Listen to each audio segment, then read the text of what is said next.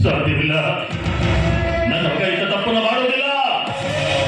ಮಾದೇವಿ, ನಮ್ಮ ಮಗ ಎಂತವನು ಅಂತ ನೀನಾದ್ರೂ ಅವನಿಗೆ ತಿಳಿಸಿ ಹೇಳ.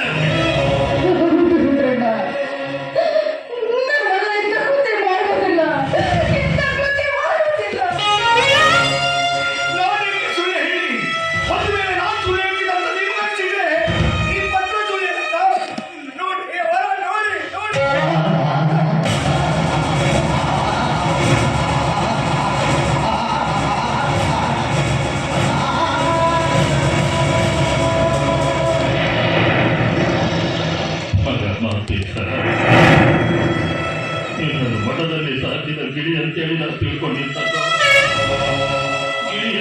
ತಿಳ್ಕೊಂಡಿದ್ದಾನ.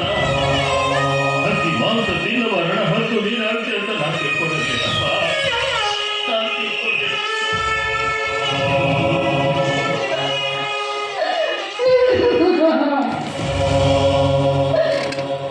ನನ್ನ ಮಗ ಈ ರೀತಿ ಮೋಸ ಮಾಡ್ತಾನಂತ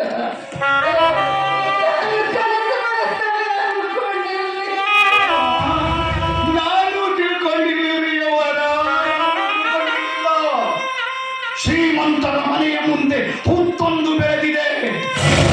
ಆ ಹುತ್ತದಲ್ಲಿ ಮಿಡಿನಾಗರ ಒಂದು ಅವಿತು ಕುಳಿತಿದೆ. ಅದೇ ಮಿಡಿನಾಗರ ಯಜಮಾನನ ಮನೆಯ ಕಥ ಹೊಡೆಯುವ ಅವಳಿನ ಎದೆಗೆ ಅಂತ ನನಗೂ ಗೊತ್ತಿಲ್ಲ. ಗೊತ್ತಿಲ್ಲ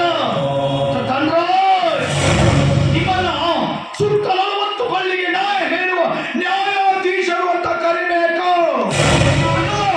ನಂಬಿದವರ ಕುತ್ತಿಗೆ ಕತ್ತರಿಸುವ ತಾಯಿಗಟ್ಟು ಅಂತ ಕರಿಬೇಕು.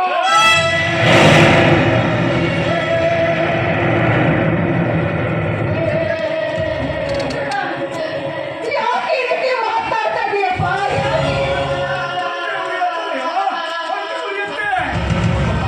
ನಿಮ್ಮ ಮನೆಯಲ್ಲೊಂದು ಹೆಣ್ಣುಟ್ಟಿ ಆ ಹೆಣ್ಣಿಗೆ ಇದೇ ರೀತಿ ಪರಿಸ್ಥಿತಿ ಬಂದಿದ್ರೆ ನೀವೇನ್ರಿ ಮಾಡ್ತಾ ಇದ್ರಿ?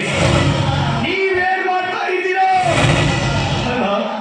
ಈ ಮದುವೆಗಾಗಿ 3 ವರ್ಷ ಕಳೆದರೂ ಮಕ್ಕಳಾಗಿರಲಿಲ್ಲ ಎನ್ನುವ ಒಂದೇ ಒಂದು ಕಾರಣಕ್ಕೆ ಊರಲ್ಲಿರುವ ದೇವರುಗಳಿಗೆಲ್ಲ ಹರಕೆ ಹೊತ್ತೆ ನಿಮ್ಮ ಮಗ